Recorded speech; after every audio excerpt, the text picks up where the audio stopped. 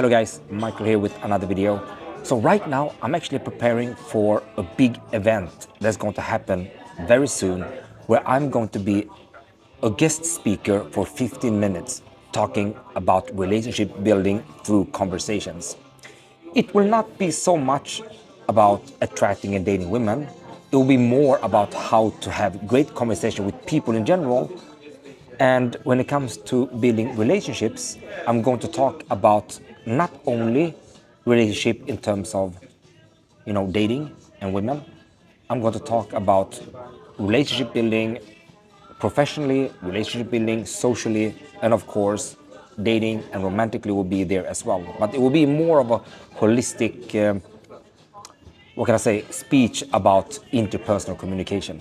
And I just finished my slides, and I'm going to go through the slides that I'm going to have for those 15 minutes. And obviously, it's a very compressed version of what I teach, but I want to give people a holistic idea of how things actually work. So let's go through the whole slides today, right now. So in the beginning, I'm going to start with the introduction by saying, hello everyone, I'm Coach Michael Lee, and I am a conversational expert. And then I'm going to tell them that I have a master in behavioral science as well as a master in interpersonal communication. And I'm here to give you all the best value you can think of when it comes to how to have great conversations. It's almost like it is a forgotten skill, which I believe it is. I mean, when you think about it, how many people actually know interpersonal communication in the way that actually makes sense, in the way that is actually rooted in the scientific community, such as the universities and other professional institutions that focuses on empathetic listening skills, for example? Well, it's no one, because this skill is something that is not publicly promoted. It's more like you have to be within the communication area in order to know that there is a segment called interpersonal communication that are designed to build relationships. So most people just don't know, all right? And then after that, I have to go, move on because I just have short time span. And I'm going to talk about 3 big questions that I get all the time. And those 3 questions always comes up. Those are the most common questions I get based on over 1,000 men that I've been teaching communication skills, all right? So the first big question is how to be interesting in conversations.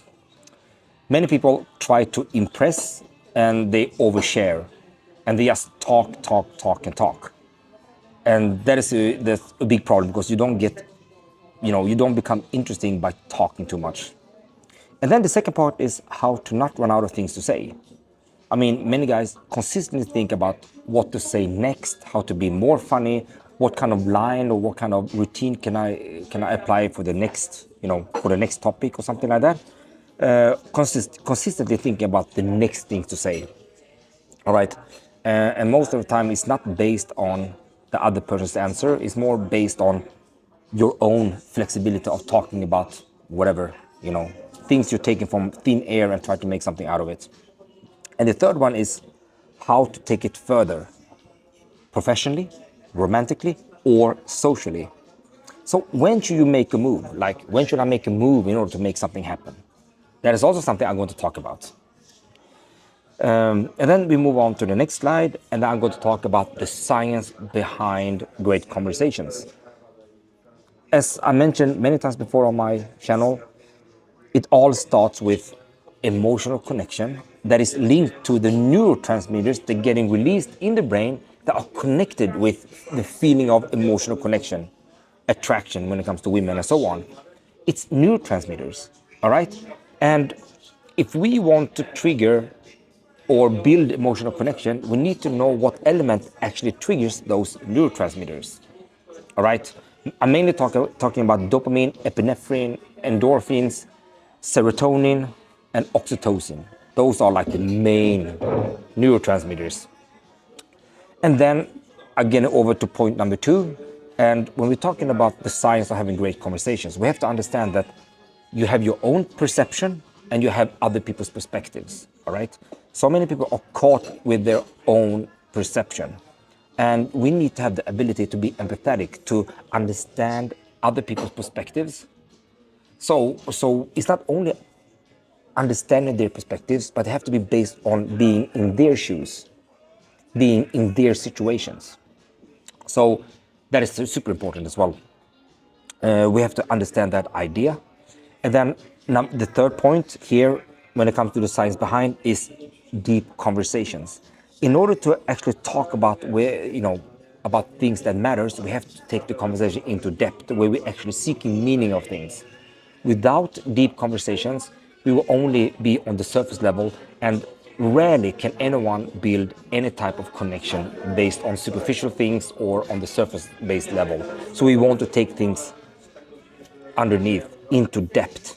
And that is where empathy comes into play. Empathy actually means understanding. You see, it's not that you agree with someone, it's not about being compassionate, it's just about understanding part, like understanding other people's perspectives. So that is like the science behind great conversations. And then I move on to the next slide, and that one is how to actually learn, right? And then here I mentioned that everything starts with mindset and behavior. So mindset and behavior are like interconnected. So the mindset, I mean, one of the main pillars here is to adopt a curious mindset. Like you make a decision to be curious. And once you have, now that you have to be curious about things, be curious about other people, then that one can act as a compass towards how a conversation should look like, a great conversation. But then we have behaviors, which is actually actionable steps that you are going to, use in the real life practically. We're talking about conversational tools that you want to apply in the real life scenarios. And you will gradually improve based on applying those tools, or training wheels, as we used to call them, over and over again in order to become, until you become proficient in it. So it's a gradual improvement. Now we're going to go to the next slide, and then I'll talk about the first skill. And the first skill is actually listening skills. And people have to listen to the words that are coming out of a sentence. Because if you ask someone something like, what do you think about this place? And that person are saying, I like it, I think it's beautiful. Now you really have to listen to the words. Because if you think that you're just going to listen, you just don't know what to listen to. So when you are now really listening to the cues from a sentence, then you can definitely hear that the word beautiful came up, and the phrase or the sentence, the short sentence, I like it, comes up as well. Now you need to have the mission to find out the true meaning about those two. So first you listen to the cues in a sentence, and then you actually take it and you're going to seek meaning of those words or those short sentences in order to take things to depth. If you don't ask about them, you will not take the conversation into depth, all right? And that comes, now we're going into the skill number 2, which is asking questions. So right questions leads to depth, all right? The right type of questions. And if you're going to ask them in the right way, it will not sound like an interview. You see, so one of the crucial skills to have is the ability to ask the right type of questions in the right timing.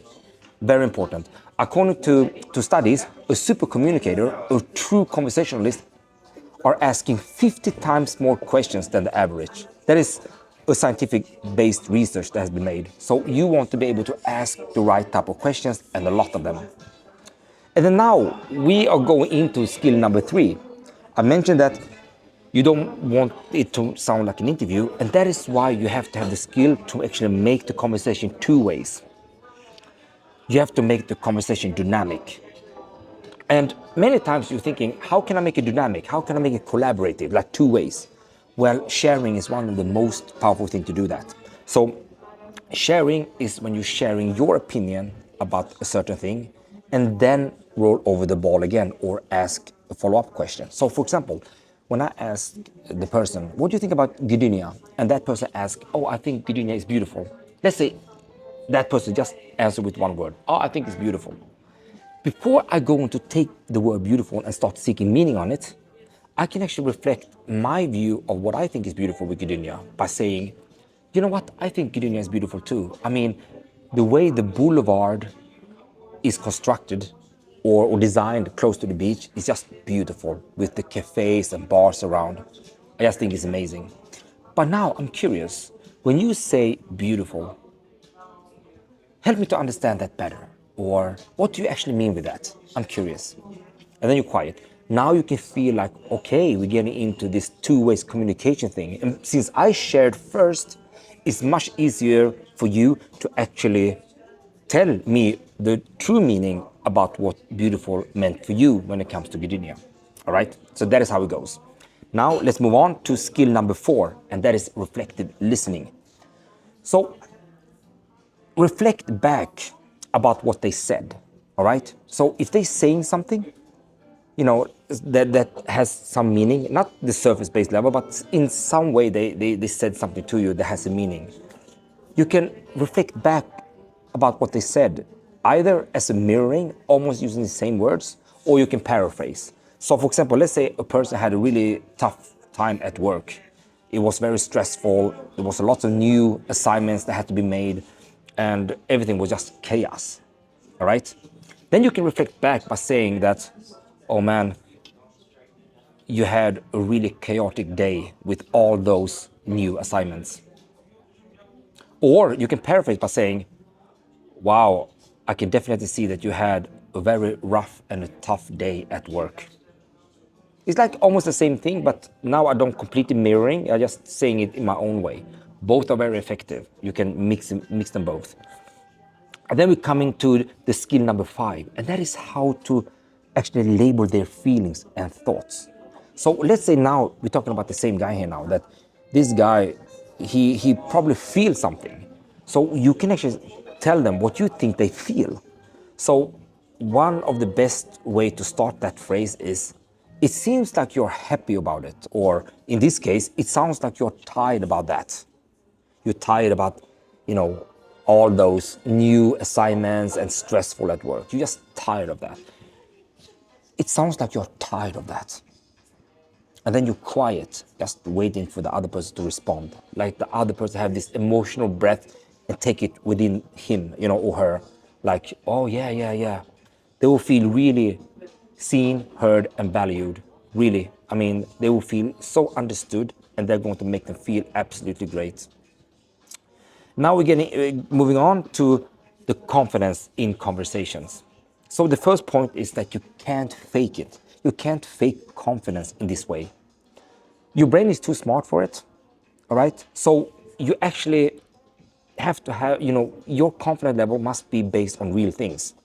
And that is what the psychologist, what the area of psychology is calling positive reinforcement, meaning that if you're going to apply the right conversational skills to the right people, or to the people that you want to talk to, they will actually, react in a certain way. And if you pull this off right, they're going to react in a very positive way. Because when they are talking about themselves and what they think about things, there are there's no other things that can actually be as impactful and enjoyable for anyone than talking about themselves and what they think about things to someone who actually listens. So positive reinforcement is very important, and you're going to get a lot of positive reactions if you're going to be able to make the conversation about them and make them talk. There is no question about it. The scientific data is super clear. My practical experience is super clear. This is like the right approach. This is like the right way. And then now, what we can say here is actually that competence becomes confidence. You see, because your competence of making people talk, making people feel great in conversations because you're making it about them, that is going to lead to confidence. So competence becomes confidence. Now we're getting into this more tricky area when it comes to behavioral science or neuroscience and psychology. So you want to have cognitive flexibility. What does that mean, cognitive flexibility? Well, when you are cognitive flexible, you will be able to handle complex situations. And conversations is complex situations for the brain. All right? And if you're going to be really, really good at certain behaviors and you have habit of every single behavior that is very important, those together will give you the cognitive flexibility to talk with people in an automated basis. And that is super powerful when you reach that point of mastery. All right. So you need to take action and you need consistency. That's point number 4. You need to take action and you need to be consistent over and over again until things become natural and part of who you are. All right. Now let's move on to the key points, the last thing. So the key point number 1 is to listen to understand, not to respond. Make a conscious decision to give the other person your undivided attention. All right? Don't let anything take over. Just give that person everything you got, your full attention. The second part is safety and trust are the main pillars for emotional connection. We tend to trust people who understands us, and we tend to feel safe with people that understands us. So that is a very strong foundation. We need this.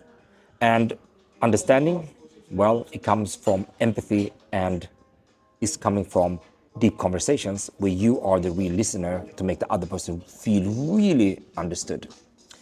And then we have the third point, which is if you want to be interesting, be interested rather than trying to say and do interesting things. All right, focus on being interested. And you will see that a lot of things can work like magic for you in conversations. And then the last point, number 4, let's start having conversations that matters, that really matter, that are meaningful. We have all been on the surface level way too long. Let's be the explorer who want to discover the unknown in people's lives. And let's start today already. So that is basically my whole presentation. Now is more than 17 minutes, but I added a lot of things because this is not only the presentation. I'm talking to you now as my audience on my YouTube channel. So I just wanted to go through this. I mean, right now it is Wednesday, 12th of November, and I will have the speech on Saturday. I will see if they will record the speech. If they do, I will post it on my YouTube channel as well. Today, in 25 minutes, that's very soon, I'm going to go through the whole speech with the person who is the organizer of the event. So I'm a little bit, positively nervous here. I feel pressured in a positive way, but I like it. I mean, this gives people so much value. So when I come into that event, my mindset is to serve other people, because I believe that this is the most important skill anyone can have. So I'm really, really excited and nervous in the same time to really serve people that truly need this skill set. All right, guys, I hope you like this video. And this is how my life looks like these days. And subscribe and like, and I'll see you in the next video.